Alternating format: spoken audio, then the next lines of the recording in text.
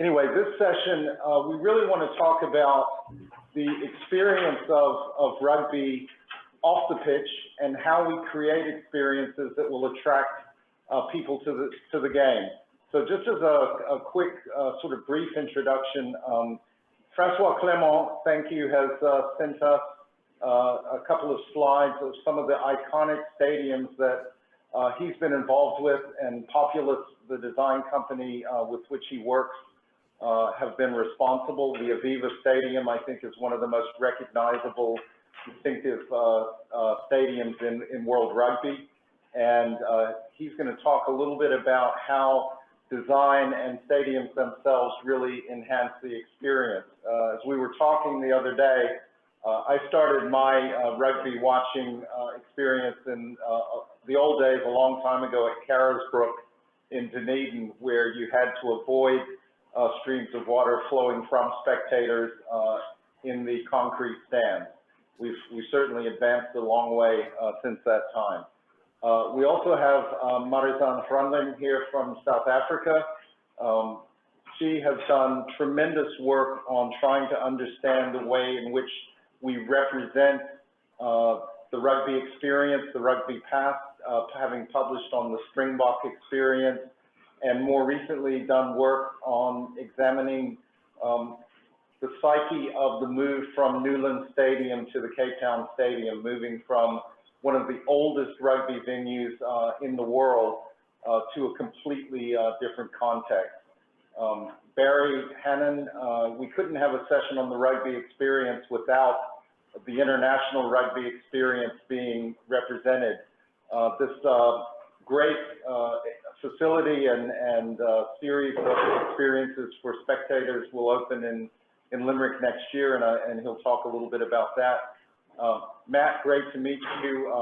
I know you've been involved with Mount St. Mary's rugby at various points in time, and obviously if you're in Ireland, you can hear Matt's viewpoints on the game, and I wanted to have him in this session to kind of talk about the role of the media in how we kind of create excitement and experience around the game.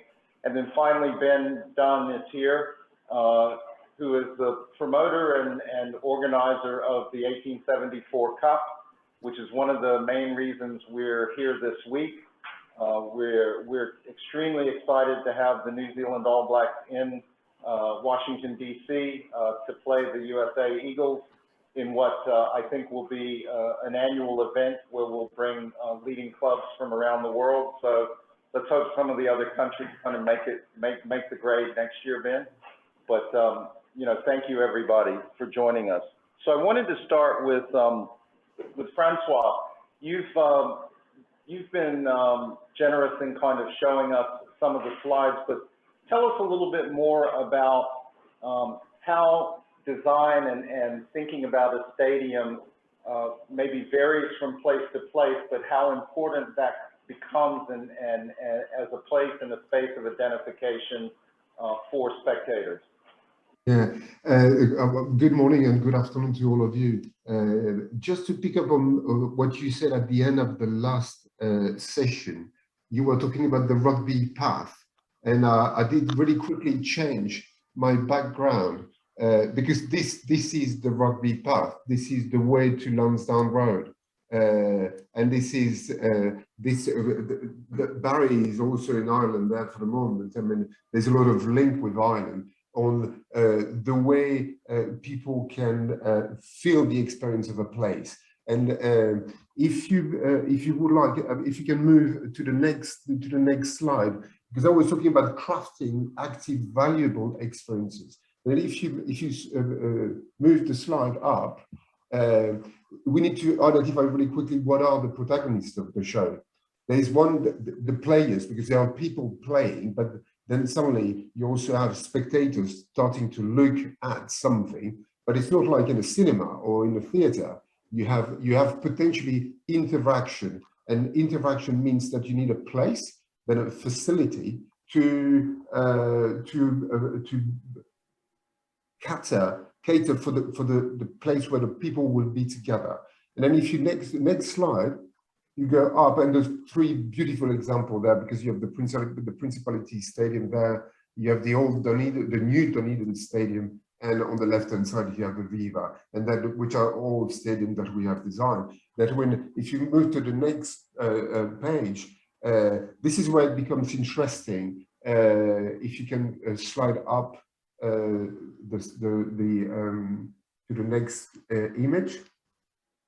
I don't know who is in charge of that. Yeah, that's fine. And this is where things are getting together for a great experience, and to craft great experience. You need the quality of the show. You need, but then you need further community. You need spectators that will potentially active or be in an active transcendence relationship between the actors of the show, the players, and the other actors of the show, which are the spectators. And if we manage to build on the sense of belonging of the spectators and the sense of community, and if we manage to provide fluidity of spaces and multiple offer, then suddenly we provide a facility that can help to settle the experience, the different experiences, which then are enhanced by the facility itself, by the proximity of the spectators to the players, the potential density of spectators alongside the players, and the multiplicity of offers around the ball that we can provide and design for the spectators. The closer we put the spectators to the actors of the game, the players, the more interaction we can have, and the more active and transcendence we can create, suractivating further and achievement of the players. And then if we manage to design that, that's the next slide, we can then achieve what we want. That, if you can move to the next one, is to identify a valuable memorialization of the experience. That means that people will start remembering things that have happened when they were at that place, watching that game, which is that this is just feelings, but then also have, at the same time, a valuable monetization of the experience. People are in a better environment. They are not standing on the tier where people are still weighing at them, as you said, and then all of that then creates a valuable return on investment for the facility. We managed to create that. We have two types of experiences. We have the experience within the environment, within the stadium, but also the remembrance of that experience, and then this kind of virtual circle that could exist within that triptych in a short term. Yeah, that's super exciting and appropriate, I think, as a way we try to capture a mood, capture an image that surrounds the game, and space and place do matter. So Marizanne, my question to you, coming from Francois' discussion of active transcendence and fervor and community, is what happens when that gets disrupted, and you have to try to go from a space in which people have extremely strong connections with, like Newlands, and create something entirely new? Yes, thanks for that question, John. And I think it flows quite nicely from what Francois just mentioned in terms of the different role players in creating that experience in a rugby stadium.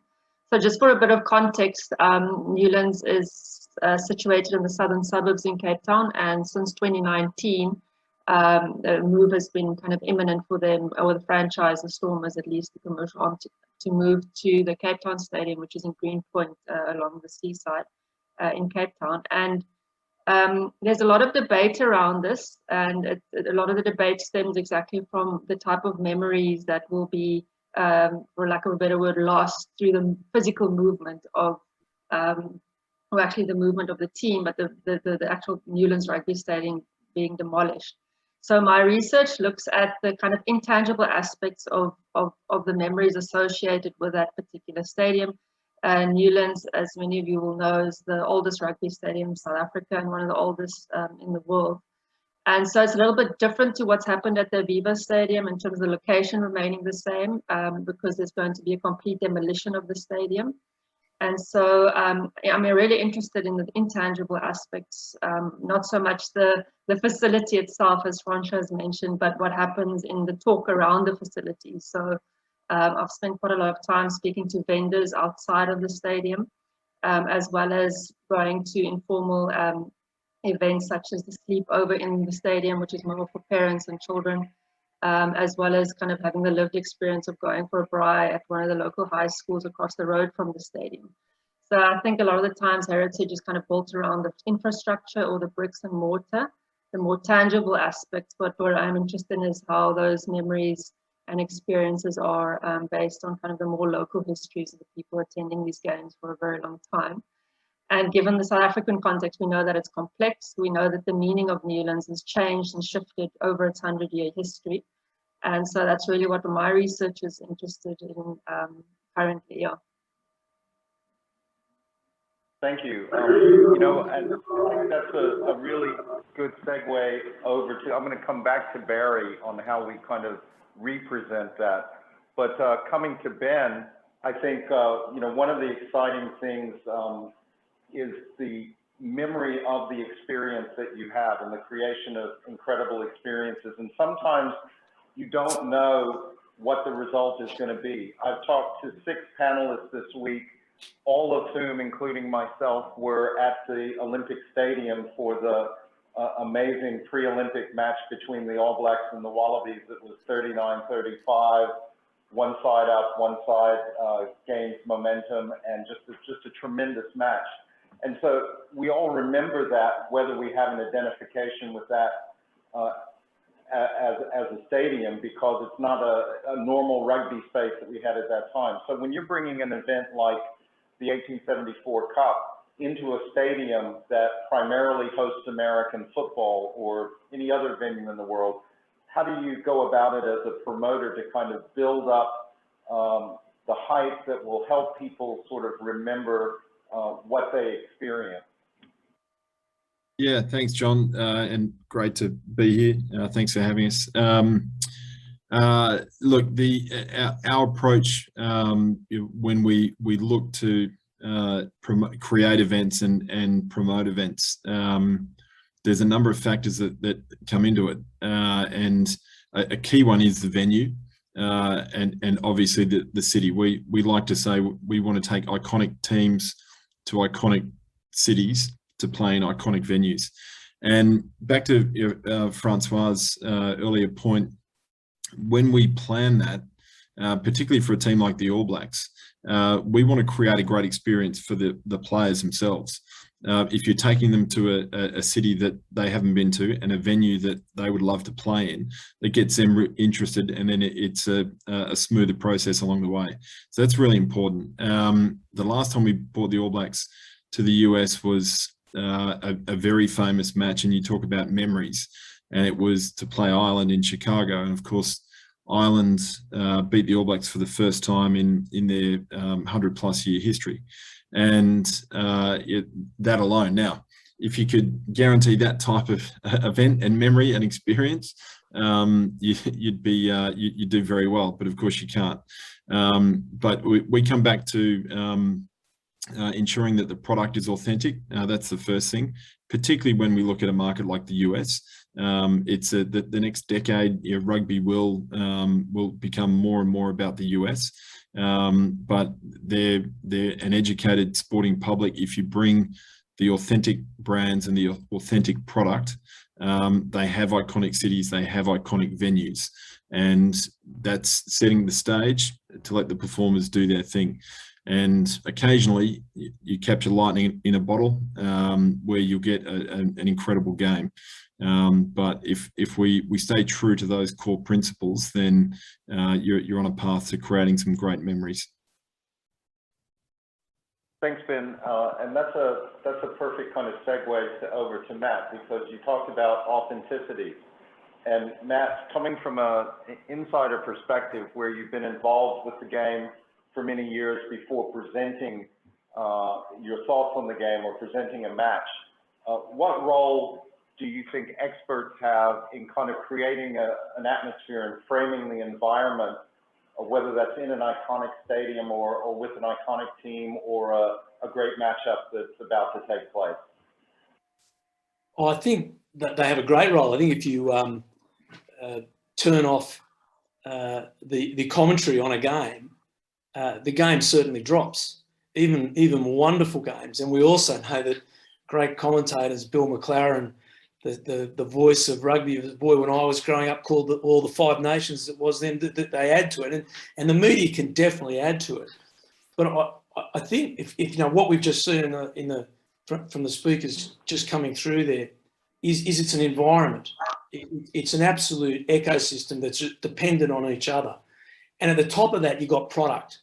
Now, you've got the New Zealanders there this weekend, and they're great to watch. They are entertaining. They are fabulous. And I'm not being rude to Marizanne, South African, because the South Africans played great rugby in the championship, but they played horrible rugby against the Lions.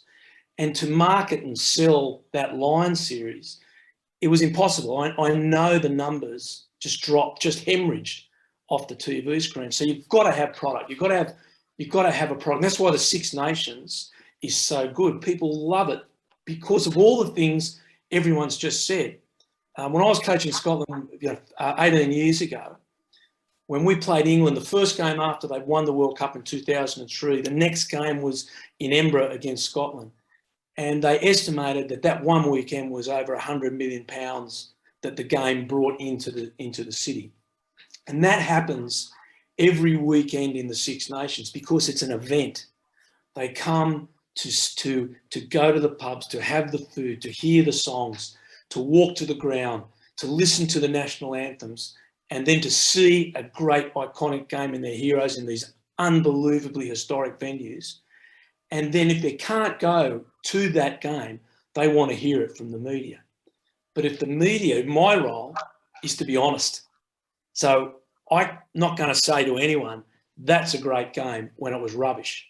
Because the other part that people forget about rugby, and I'd be interested in hear Ben's take on this, we don't have fans, we have a community. And that's where everyone gets wrong with rugby. When in Australia, we put our rugby behind a paywall and we lost our community. We're trying to get that community back. It's one of the reasons Australian rugby's dropped. Not the only reason, but a major reason. And if you can keep rugby in its community, they will come to the games and they will support it. Once you dumb it down or make it, you marginalise that community for fans, so-called, you'll lose it. It's not football, it's not NFL, it's not basketball. It is a very unique sport and has a very unique position in the marketplace. I agree totally, and I think that's why rugby is a little bit different from, say, soccer or other global sports, is the importance of that community. And Barry, we were talking a little bit about your goals for the International Rugby Experience, and it is to kind of capture that community spirit, not just the players or the commentators or the arenas, but the referees, the coaches, the people behind the scenes, the trainers, everybody who's involved in the game, to try to elevate that as we recapture that notion of community. Our project is aiming to kind of bring people behind the scenes, like just to tell people a little bit about it. I suppose what we're creating here in Limerick it's a €30 million investment, and we have an 8-storey building in the city centre here, which is going to be an iconic, dedicated tourist attraction, dedicated to the sport of rugby and promoting rugby on a global scale.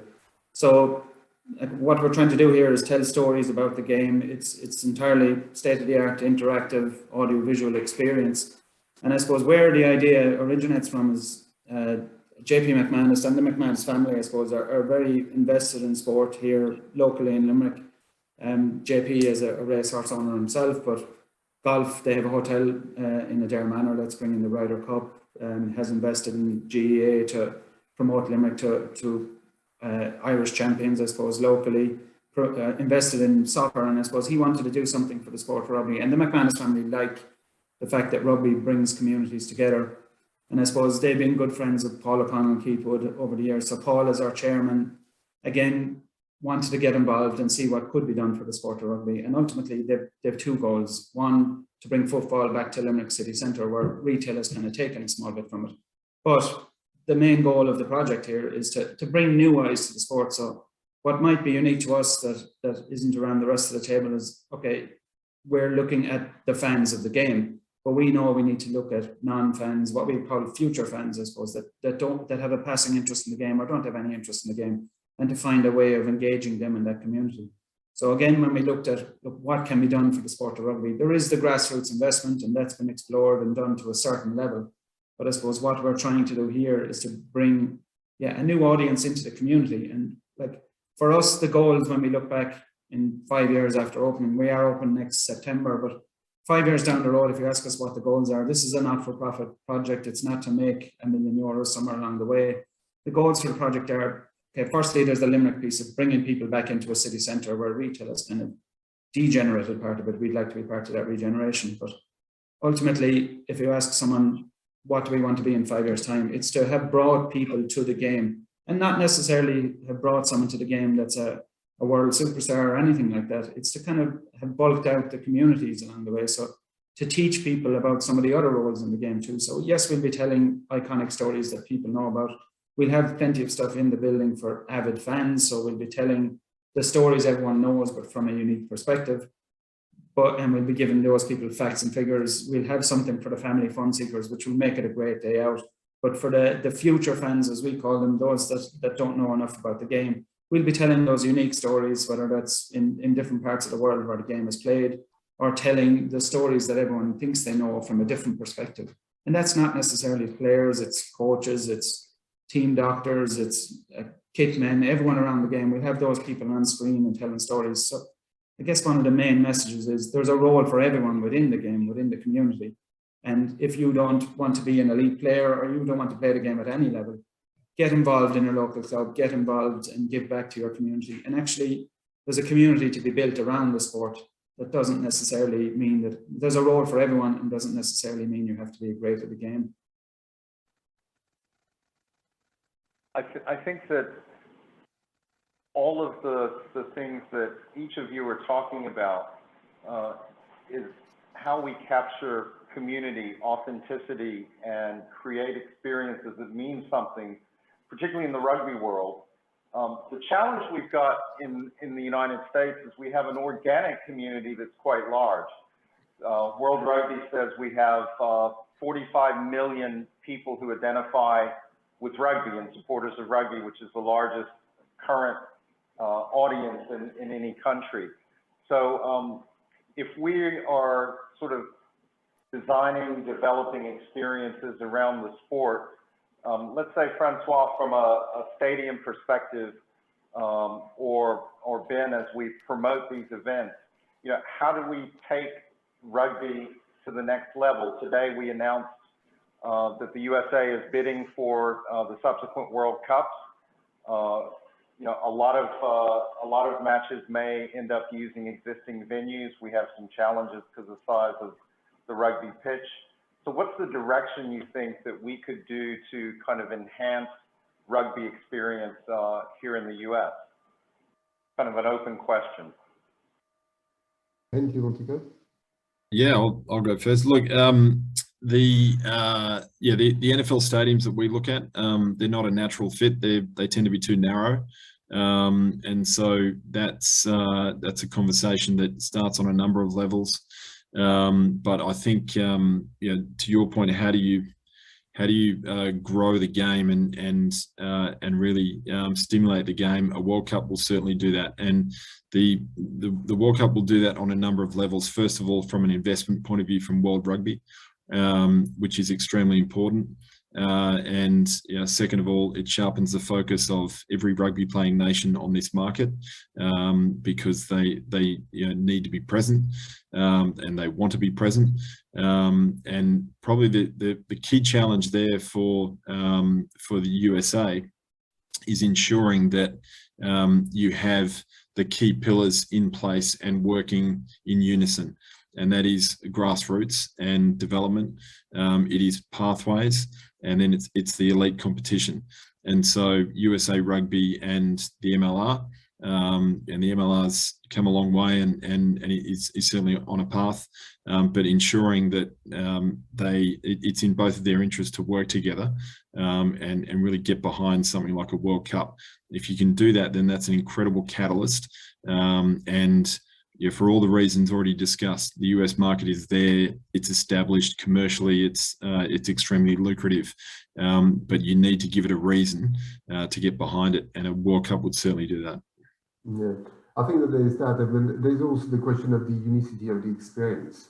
And when we are talking about unicity of the experience, we are talking about answering all those questions of communities that you have all raised, which mean that the Aviva Stadium could only be in Dublin. It has been designed for Dublin. It has been designed for the people that are coming to watch the games in Dublin. And the other really important element concerning the American market is that rugby would have to match all the other sports, all the other entertainments that are on the American market. And how do you make your footprint there? How do you manage to grow something which actually doesn't exist? And I think that there would be something really interesting to look at how rugby will be transformed via the filter of the States.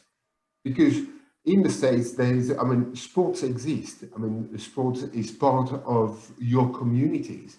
And it's how do you filter those communities with a new sport, which is coming with his own soul, with his own history, but will be transformed because it will have to go through the filter of the communities that will embrace it. And that is likely to lead for, in terms of design, stadium, will lead to different facilities, which are quite likely to be different than the one we know in Europe or in Australia, New Zealand, or South Africa. There was something interesting that did happen several years ago. We were working for the French Rugby Union to build a new stadium, 82,000 seater for them. They did ask us to go and have a look at what was happening in the States in order to take advantage of the evolution of the design stadium or of American football stadium in the States. And we did that. We did transfer information, ideas that were coming from the American football stadia into what would have been a really interesting big stadium in France. Now, it's the opposite that will happen now. It's something that has happened in the States with soccer. If you look at the football and soccer stadium in the States, they are different than the one that you can find in Europe. There's been a transformation of the model because of the usage, different people, different communities, unicity. Every stadium has to be different. And then therefore the experience is different because it's matching the people from the place. The other challenge I think we have, Matt, is that a lot of us had to rogue ESPN feed from Argentina to get the USA-Uruguay World Cup qualifier matches. Now that might have been just as well given the result, but at the same time, we're coming into a space where media is more and more fragmented. And so you can grab an event streamed online, but you may not have the personnel to give that the coverage. So building up the media side of the game seems to be a big challenge as well. Yeah, it is. No plug, I'm just telling what I do. I work for Virgin Media in Ireland on the Six Nations and the Heineken Cup. And unbeknownst to all of us while we're working, we were being seen in parts of the US. And I said to our producer in Dublin, did you know that? A mate of mine, Australian friend of mine, was in Queens and said, you're on TV here. And I couldn't believe it. And he had no idea. So the fact that out of the studio in Dublin, we're getting streamed into some bars and places across America, and we don't know about it, tells you how fractured it is. Obviously, further up the food chain, someone knows it's going on. And again, I think that puts down to the 45 million in America is spread over such a vast distance that there are all these little isolated communities. So to play games and to get together as a community, it's, there might be a club in Baltimore, but they have to play a club from Washington, and they have to play a club maybe as far up as Boston. So the distances are just enormous. So you have this fracturing, this isolation, and that's replicated right up the scale into the media. Now, I think the MLR will provide a central point for that. And I think they've done a very good job on streaming and putting things out free to air that people can watch, follow games, get highlights and so on. I think that's really, really important. But even just in the small community I know in America around Mount St. Mary's and Baltimore and Washington, I would get texts saying, where can we watch these games? How do we watch the Six Nations games? And that is all about scale. Now, as Ben says, if America don't get one of the next two World Cups, World Rugby, we definitely got to take over World Rugby. I mean, that'd be madness. America is where it's at. It's the growth of the game. Everyone outside of rugby has been able to see that for 20, 30 years, certainly since professionalism. So they have to get the World Cup. Now, exactly what happened in the MLR has got to happen at so many scales. That is, our great-grandparents in Australia and Ireland built, and South Africa and New Zealand, built the infrastructure. They built our clubhouses, they built our grounds, they built all that. That is being built in America as we speak. And the Houston Sabercats just spent $8-10 million building a beautiful little 6,000 seat stadium down there, and it's magnificent. Everyone else is borrowing, there's a few people building. But as that infrastructure grows at club level, so it's got to grow in the media, and so it's got to grow out into the administration of the game that empowers and links all these parts up. So again, it's what I spoke about before. It's an infrastructure, it's an environment, it's a community that all need to link in, and the media has a role to play. But the media can't lead that. The media reacts. So we always react. It's got to be led by others, not by the media.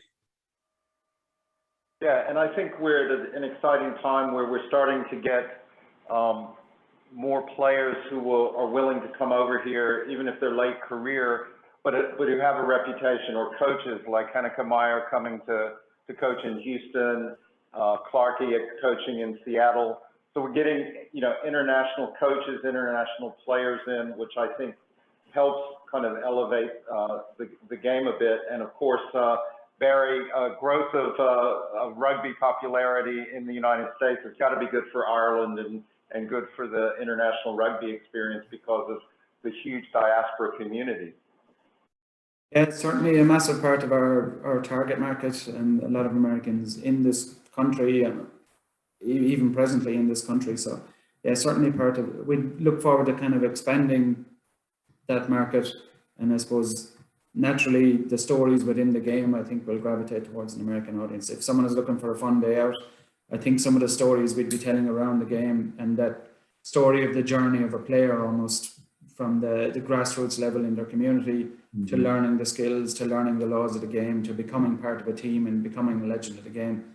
I think that's true in every walk of life. So there's natural synergies between that story and whether you're coming to this country as an accountant, a carpenter, whatever it is, like some of the skills and values within the game, the passion, the integrity, the discipline, the respect, the solidarity, all of those World Rugby's 5 values are, as they're reflected in the game, are reflected in every walk of life. So I definitely think there's a lot to pique someone's interest here, to bring a new audience to the sport through our venue.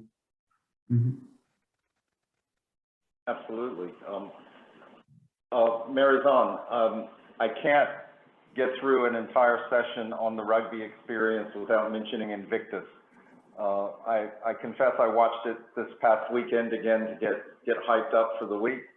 It's one of the most popular sports movies or sports themed movies that's been shown in the United States. and it's by far the most popular with a rugby theme. And obviously, we don't expect every World Cup to kind of create that kind of Mandela moment, but how important is translating rugby from something that we actually see as a game or a sport in and of itself to something that transcends the field and gets into popular culture, gets into plays, gets into films, gets into tourist attractions, which in part Barry and his team are creating in Limerick. Yes, I think that film is probably one of the most watched films, not just because of rugby, but because I think rugby is a lens into South Africa's history. So that I can understand why it could be used to kind of educate people, not just on rugby, I suppose. It wasn't about rugby, it was about the story behind it. But I think I think it just speaks to the nature of show business, I suppose, and how, you know, getting someone like Matt Damon as a lead actor kind of brought an international audience in a way. I think if you speak to South Africans, they might have a kind of a different view on the movie as opposed to what the global audience would have. And I think that speaks to a little bit of what I'm interested in terms of the lived experience of people at the 1995 Rugby World Cup. Just on the side, I had an interview with one of the spectators who went to that game. And he told me that when he was 12 years old when he went to that specific match, the 1995 final. And the shirt he wore to that match, he hasn't washed up until now. So that same shirt is still kind of in his cupboard, and it's packed away. He knows exactly where that is. So I think these kind of grand histories or these broad histories, we all know what happens in the end of Invictus without even having to see the movie. But what I'm curious about is just kind of these kind of under the radar stories that tell us quite a lot about the community that many of you have referred to. Thanks. And Ben, I'll give you a quick last word, given that we're heading into Saturday. I can tell you that when I go to YouTube and look up Haka, that there are hundreds of thousands of views. And so I know that that's a big selling point. But what will you see as success from this venture and the ways in which we can kick on for the future here? Well, I mean, success considering the state of the world and the state of international borders, particularly from Australia, where I'm from, and New Zealand, where the team is from. The fact that I'm sitting here in DC, that's success. And with all of those factors, and you know, we know from previous iterations of games in the US, we get a lot of international travelers in because of that community that Matt spoke about. And that's, you know, that's incredibly lucrative for host cities. That's not possible this year. Even coming in from Canada, you know, it isn't easy. There's 250,000 Kiwi passport holders who live in London who would have been dying for an excuse to come to DC. So all of those things aren't possible. And you know, what you'll see on Saturday is an absolute success. It's a continuation of growth of rugby in the US.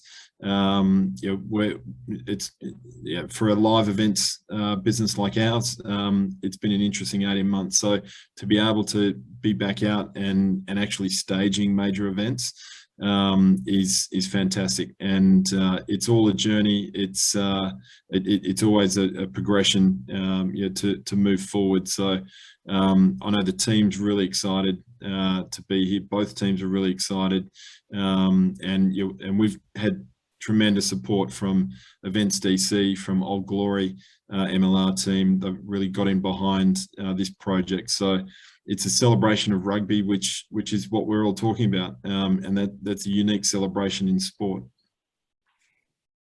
Thank you, and thanks to all of you for helping make this week more exciting for all of us. Matt, we're looking forward to your next visit to Mount St. Mary's, and Barry, I'm looking forward to hopefully coming to the opening next year, because that's super exciting. Francois and Marizanne, great to see you guys again as ever. We'll start in